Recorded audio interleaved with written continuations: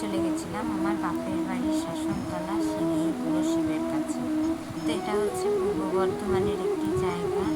এই বুড়ো শিব আমার বাপের বাড়ির থেকে এখান থেকে উঠে গিয়ে সিঁড়িতে প্রতিষ্ঠিত হয়েছিল, স্বপ্ন দিয়ে উঠে গিয়ে।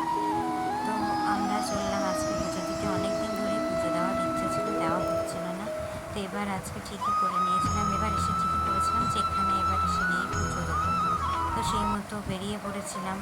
আজকে আমি, আমার মেয়ে আর বাবা মা সঙ্গে ছিল। তো টোটো করে বেরিয়ে পড়েছিলাম এই 11টার দিকে। 12টায় পুজো বসে, 12টার আগে পুজো হয় না এই মন্দিরে। তো 12টার মধ্যে পৌঁছে গিয়েছিলাম যথাযথ মন্দিরে। আর এই যে পুরোহিত এখানেই ছিল, পুজো করতে চলেও এসেছিলেন, গিয়ে আমাদেরকে কিছু অপেক্ষা করতে হয়নি। তো এই যে সেই মন্দির বুড়ো শিবের, খুবই সুন্দর মন্দির এবং বাবাও খুবই জাগ্রত। আর আজকে মন্দিরে সেরকম ভিড় না থাকায় ফাঁকা ফাঁকাই ছিল, আমরাই শুধু ছিলাম। তো খুব সুন্দরভাবে পুজো দিতেও পেরেছি আর পুজোটা দেখতেও পেরেছি। আর নিচে দেখা আমার মেয়ে আগেই চলে যাচ্ছে প্রণাম করবে বলে, আর সবাইকে ডাকছে এসে প্রণাম করো। এই দেখো ঠাকুর মন্দির খোলা আছে। তো এই যে আমার মেয়ে সুন্দরভাবে প্রণাম করে নিল। আর এই যে দেখো শিবের মন্দির, খুবই সুন্দর। এই যে দেখো আমার মেয়ে কি সুন্দর প্রণাম করছে। আর এরপর ওর মন্দির পরিক্রমা করবে। তো চলো তোমরাও ওর সাথে একটু পরিক্রমা করে নাও মন্দিরের চারদিকটা।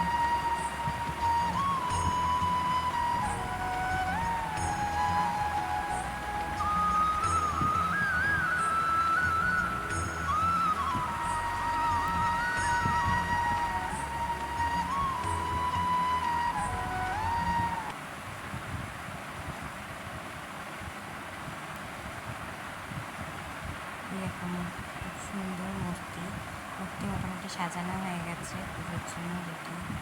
তো এই যে আমিও প্রণাম করে নিলাম।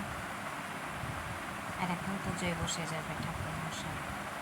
তো আমরাও বসে বসে পুজো দেখলাম এবং ঠাকুর প্রণাম করলাম।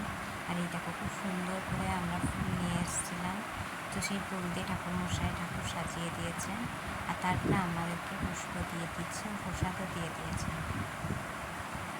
তারপর এই মন্দিরে পুজো টুজো দিয়ে প্রণাম করে আমরা চলে গেছিলাম ক্ষেত্রফলতলা। এটাও ছিল এই সিঁড়িতেই, এখানেও অনেকে পুজো দিতে আসে। তা আমরাও ওখানে বুড়ো শিবের কাছে পুজো দিয়ে প্রতিবার এখানে আসি, কিন্তু এখানে যতক্ষণে পুজো টুজো শেষ হয়ে যায় তো সেইভাবে পুজো দেওয়া হয় না। আর তো এই গাছটাকে ঘিরেই পুজো করা হয়।